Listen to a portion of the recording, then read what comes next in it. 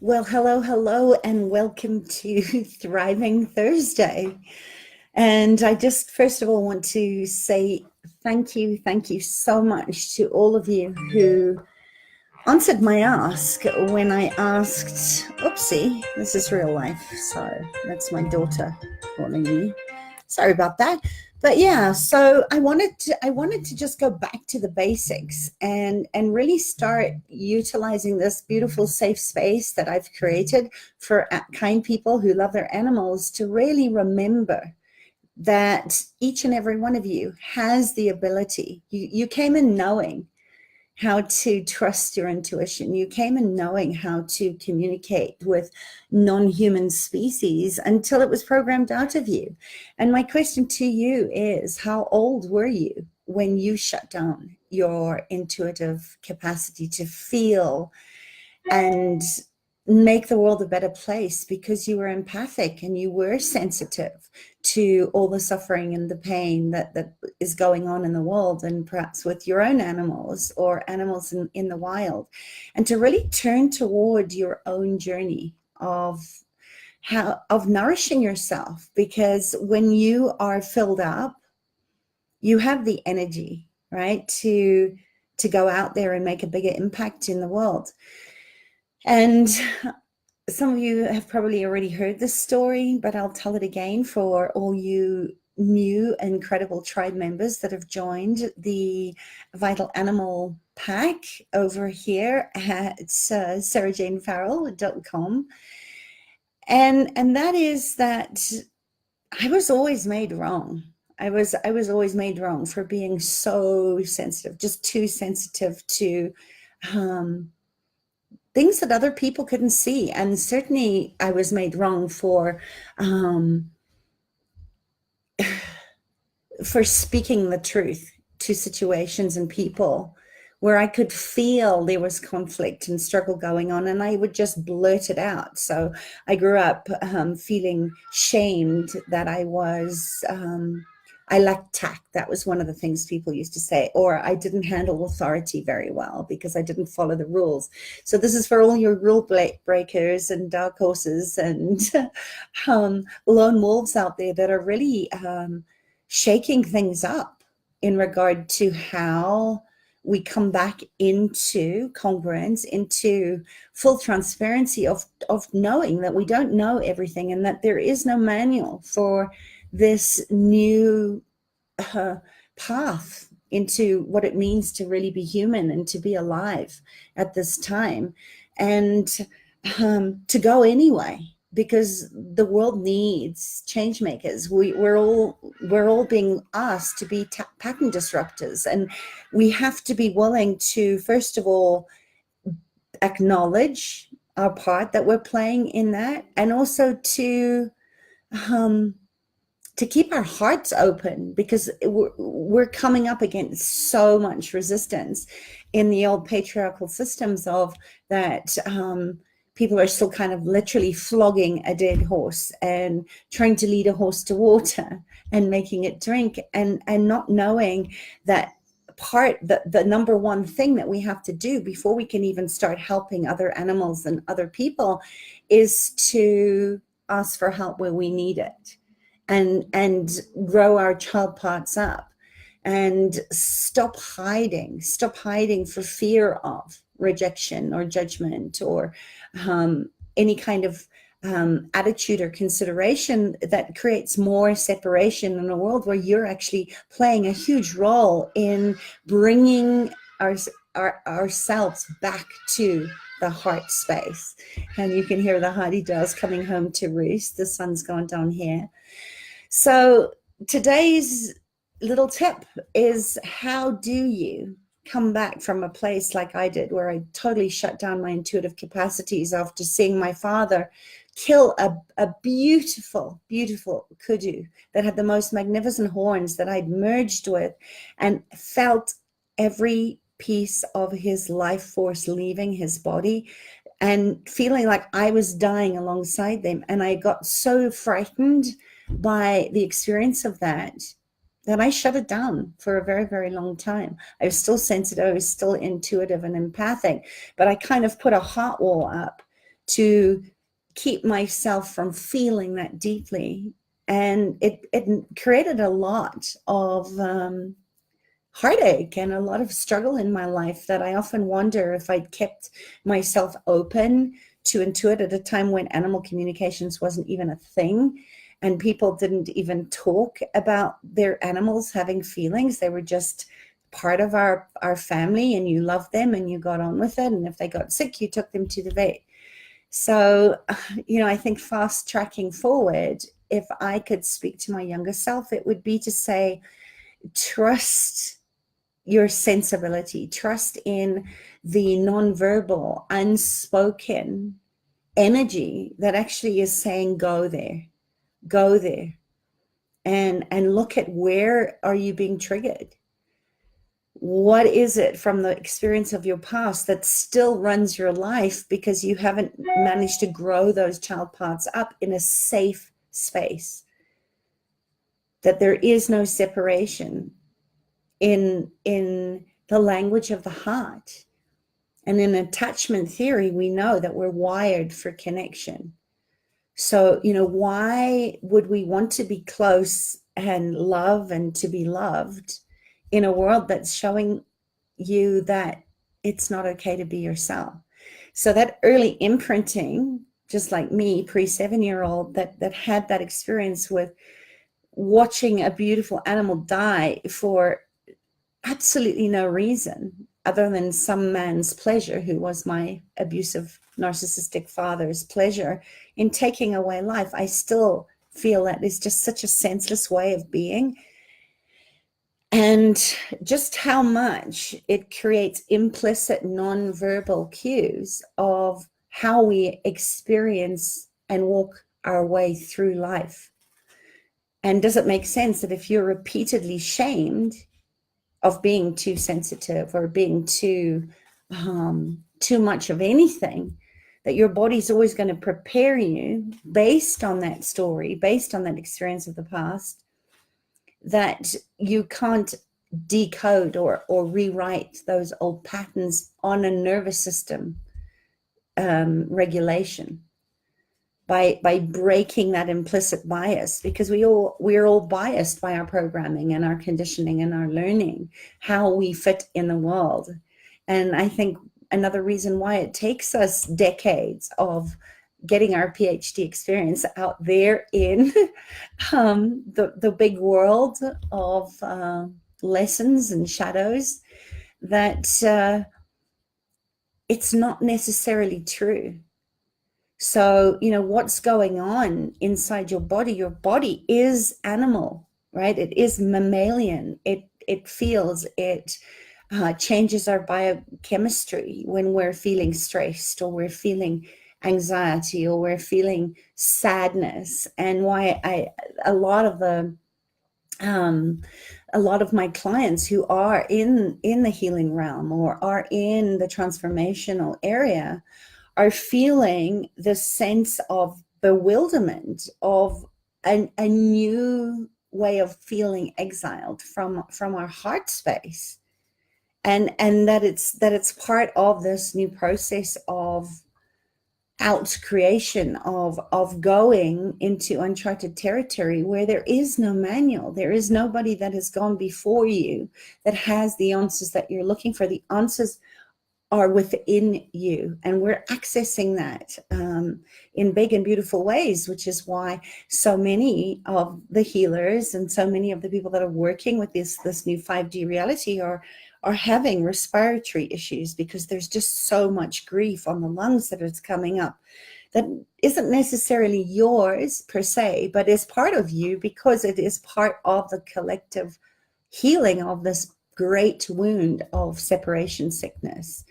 And it is very felt sense. It is very counterintuitive to learn to, sort of take up space to say, I'm open and willing to be compassionate in my own healing of trauma and attachment, so that I can create a new way, and in my creation of something new, that I can support other people in doing the same. And animals are that beautiful bridge between heaven and earth and how we can create heaven on earth for me in their lessons, which are often very subliminal and very subtle, just like our own inner animal body is asking of us to push pause on the world. And I spoke about this 2 days ago, is you can't hear that voice of reason and wisdom and intuition when you are hooked into the chaotic nodes of a very busy external process. We have to be willing to come back to ourselves and look at, where was this too painful for me before? But now that I know I'm holding the space, oh my gosh, look at my hair. I've been out with horses today and I've got half the stable and hay in my hair. So I look a bit like a crazy wild woman today. But I want you to just take some time today to really tap into writing a list of 5 to 10 things that you have negated or shut down as far as your intuitive gifts and your capacity to heal as only you can because of some episode or event in your childhood, right? Pre-7-year-old, or maybe it was in your teenage years where you were told you were too much of something, and how you can come back and remember how much easier things flowed when you were in this beautiful space of creation that was deeply, deeply based in trust. Because you can't get it wrong. There is no wrongness in the natural world. There is only an ability to tap in and try something on and water your own internal garden and see what grows. What do you need to flourish? Do you need some fertilizer? Do you need more sunlight, or do you need more shade? Or is there a rest period involved? And this is, again, where animals are the greatest teachers that we have on this planet, along with the natural plant world and the world of trees and insects that inhabit the forests and the savanna, of showing us where we're out of congruence because we're trying to fit into somebody else's design of what life needs to look like, rather than looking at our own energetic blueprints and our own frequency of why we incarnated in the first place, to come in at this time of incredible chaos and turmoil and upheaval, to breathe new life, right? To light new fires up in our belly and stoke that fire and nurture it. Animals show us that we lose our way. We suffer when we're not being present with what is.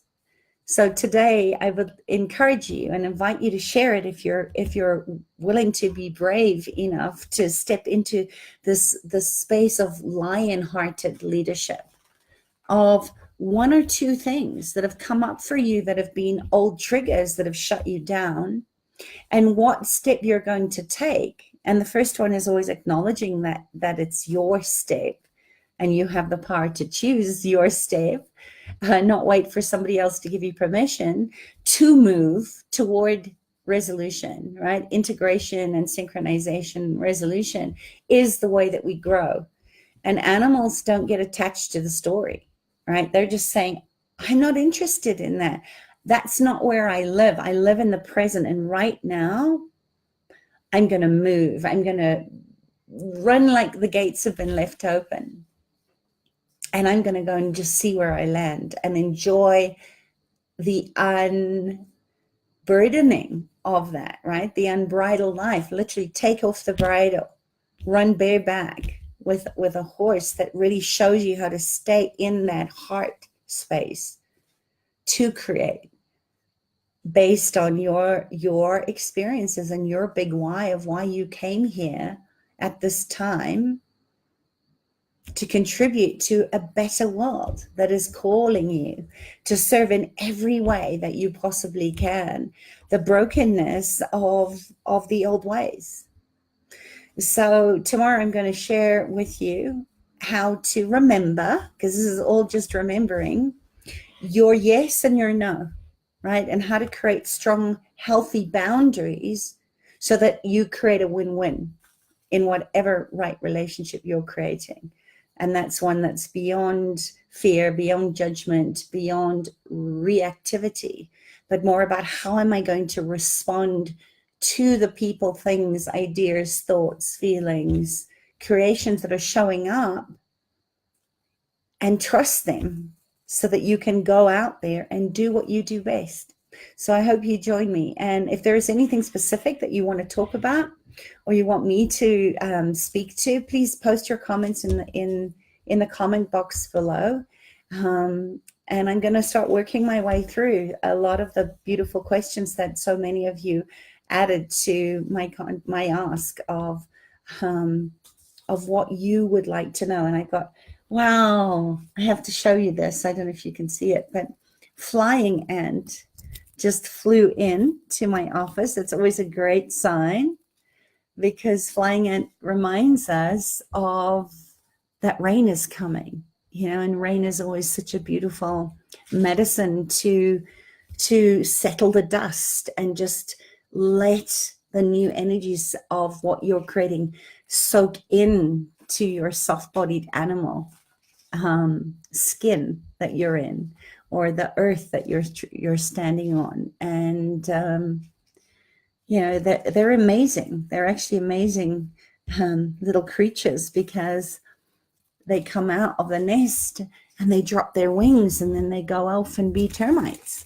So let me know what termite medicine brings up for you. I might post something about that later on, but I want to keep these really short, and I've been going 16 minutes already. So just remember, you cannot get it wrong. And animals are standing in silent support, cheering you on to say, listen, quieten out the external noise, the external chaos that creates so many distractions in your life, and just come back to your heart space. And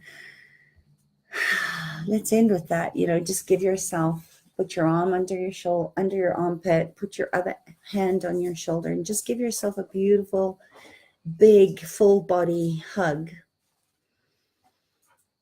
And then take 3 big, beautiful body breaths where you breathe in and feel your belly expand, inhaling love and light. And on the exhale, feeling your belly touch the back of your spine, releasing any fear, any judgment, any is that nice? My puppy thinks it's a great source of protein, and that's what you call a pattern interrupt. But yeah, just spend some time today. Hi, Laurie. Just reconnecting with your heart's desires, with your soul calling, and be willing to be surprised at getting a new download. There are messages and signs and symbols that are given to us all the time, sometimes in physical form, sometimes in dreams, or sometimes in the medicine of a specific animal or plant or insect that comes through in oracle cards, which are a great way to just affirm what your heart and your soul is calling forth anyway. That information's coming from you, not from the cards. And I think that's an important piece to remember as well. So let me know if you enjoyed today's video. As I said, I'm going to be popping in here daily just to give you like 10-minute daily doses of love, body, mind medicine for you and your animal companions. And I'd love to know what you would like me to speak to over the coming days and weeks as we prepare for the end of this great cycle of 2018 and the year of the dog, which reminds us to be loyal to our truth, to speak truth, to know that we don't have to do it alone, and all those beautiful attributes of dog medicine that really show us how to stay present and create a new future. And I'll meet you there. All right, lots of love. Bye.